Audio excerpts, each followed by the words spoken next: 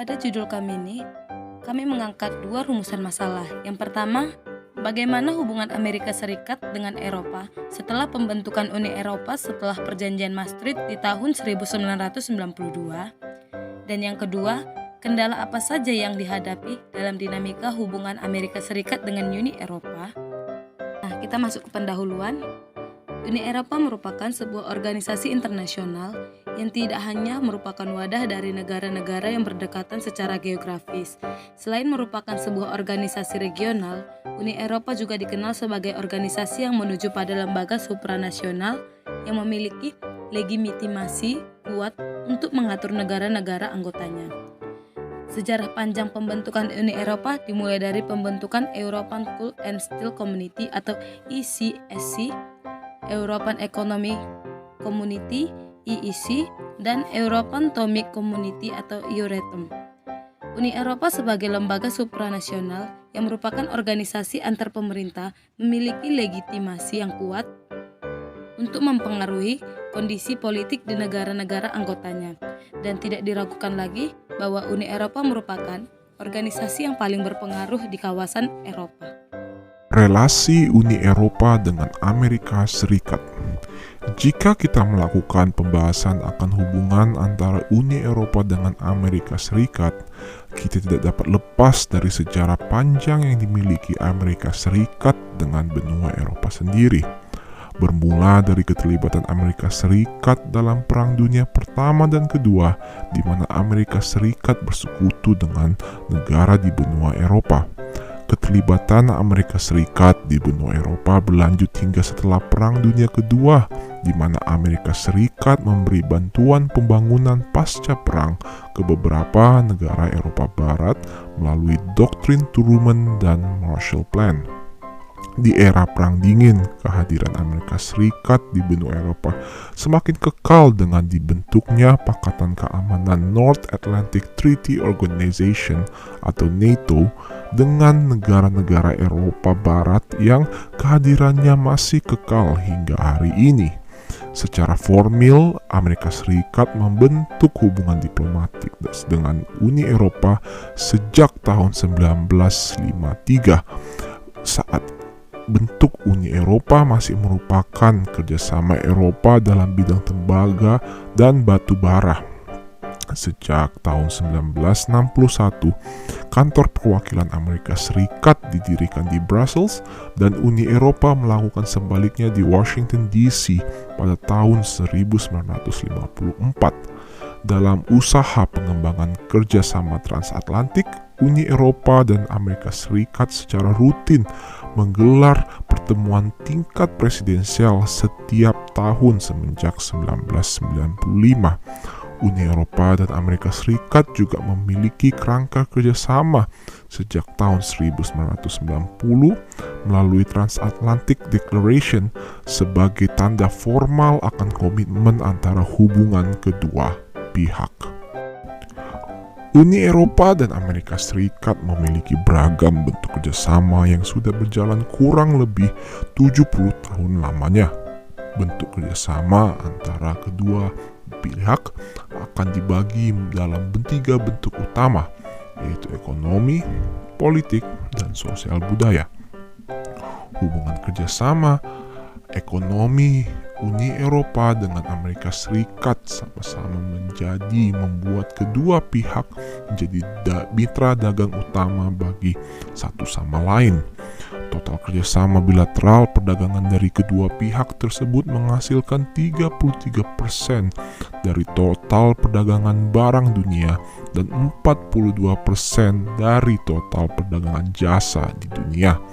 Uni dan Eropa dan Amerika Serikat dapat menghasilkan kurang lebih 9 miliar euro per harinya.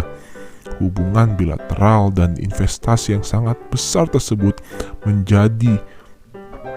dan membuat keduanya menjadi sangat bergantung satu sama dengan yang lainnya. Pada tahun 2010, total ekspor barang dari Uni Eropa ke Uni Amerika Serikat berjumlah 250 miliar euro dan total impor barang Uni Eropa yang berasal dari Amerika Serikat sendiri berjumlah 162,7 miliar euro. Di tahun yang sama, total ekspor barang dari Amerika Serikat ke Uni Eropa mencapai 239,6 miliar dolar Amerika Serikat, dan total impor Amerika Serikat dari Uni Eropa mencapai 319,5 dolar Amerika Serikat. Di tahun yang sama, pada tahun 2010, Uni Eropa tetap menjadi mitra dagang nomor 1 Amerika Serikat dengan total persentase perdagangan sebesar 17,5% dari total keseluruhan perdagangan Amerika Serikat. Dalam melakukan hubungan perdagangan, kedua juga bersepakat untuk menghilangkan berbagai hambatan dalam perdagangan. Hal tersebut kemudian dilakukan dengan tujuan untuk menurunkan biaya dari kegiatan perdagangan di antara keduanya. Amerika Serikat dan Uni Eropa hampir mencapai pasar bebas yang penuh melalui TPPEA atau Trans-Pacific Partnership Agreement. Akan tetapi pada tahun 2017 Amerika Serikat menarik diri saat kepresidenan Donald Trump, dan usaha untuk menciptakan pasar bebas penuh antara Amerika Serikat dan Uni Eropa saat ini masih pada tahap yang stagnan. Jika berbicara tentang kerjasama politik antara Uni Eropa dan Amerika Serikat, kita tidak dapat bisa lepas daripada pembahasan tentang North Atlantic Treaty Organization atau NATO. NATO yang awalnya dibentuk untuk membentukkan Warsaw Pact dari pihak Uni Soviet di Perang Dingin tetap berfungsi hingga hari ini dan menjadi tonggak utama keamanan Uni Eropa menghadapi tantangan-tantangan keamanan secara global. Amerika Serikat memainkan peranan yang sangat penting dalam pembentukan integrasi di kawasan Eropa serta memiliki kontribusi yang cukup besar dalam penjagaan keamanan di Eropa.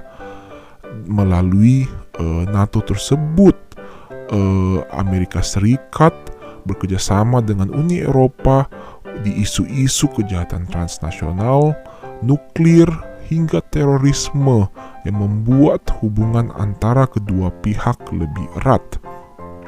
Salah satu kontribusi daripada NATO dalam keamanan Uni Eropa adalah kerjasama di bidang politik yang diimplementasikan melalui military training antara kedua pihak, di mana Uni Eropa memberikan pelatihan bagi tentara-tentaranya yang berada di Eropa maupun di luar Eropa.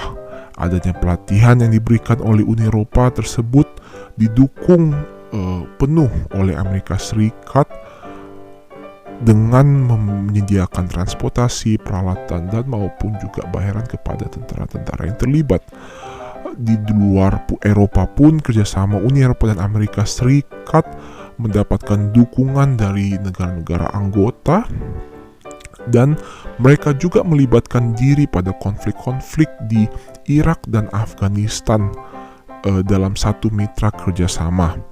Bentuk konkret dalam hal ini misalnya NATO yang merupakan pertahanan menjadi aliansi antara AS, Amerika Serikat, dan Uni Eropa untuk menjamin keamanan di Eropa.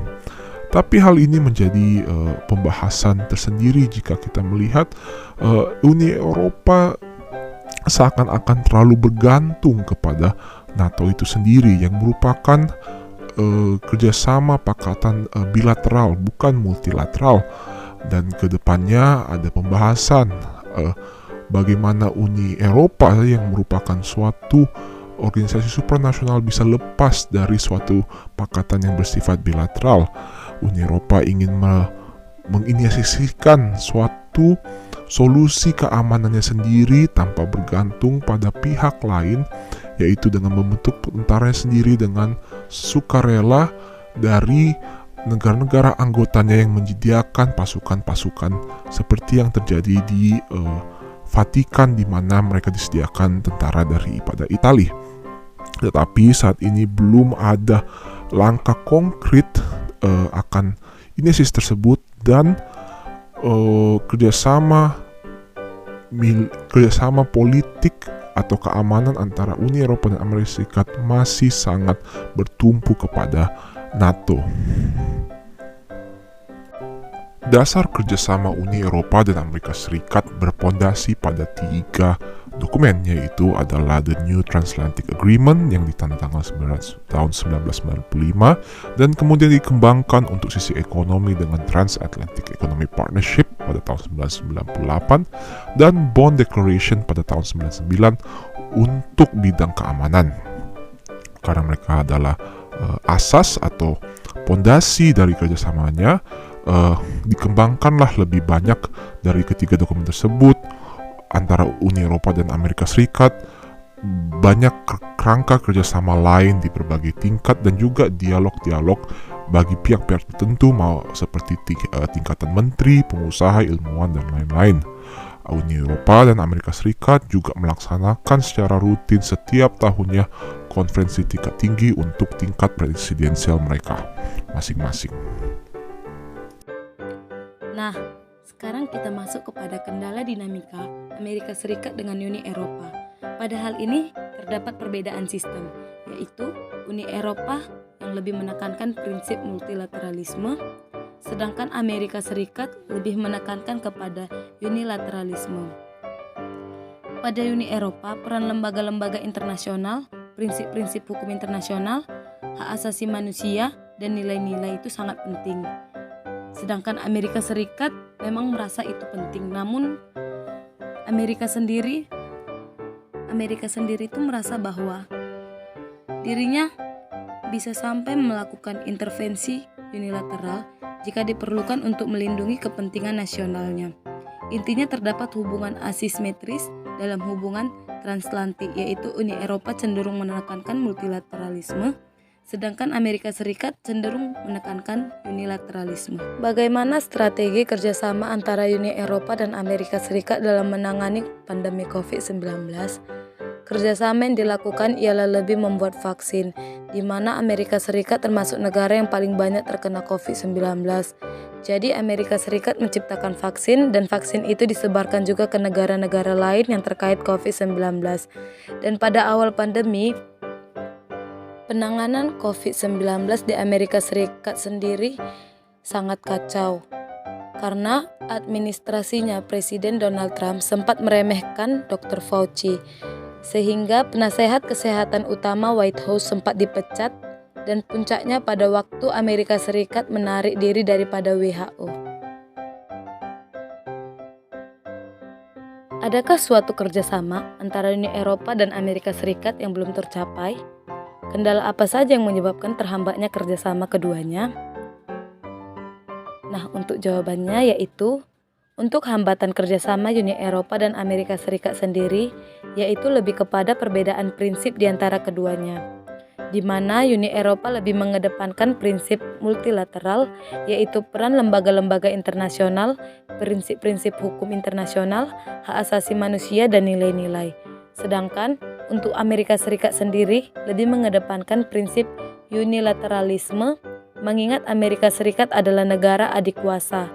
Itulah sebabnya Amerika Serikat menolak mengkompromikan kedaulatan dalam segala aspeknya, baik dalam bidang ekonomi, lingkungan, hukum internasional, dan sebagainya. Amerika Serikat menekankan perannya sebagai negara besar, bahkan melakukan intervensi unilateral jika diperlukan untuk melindungi kepentingan nasionalnya.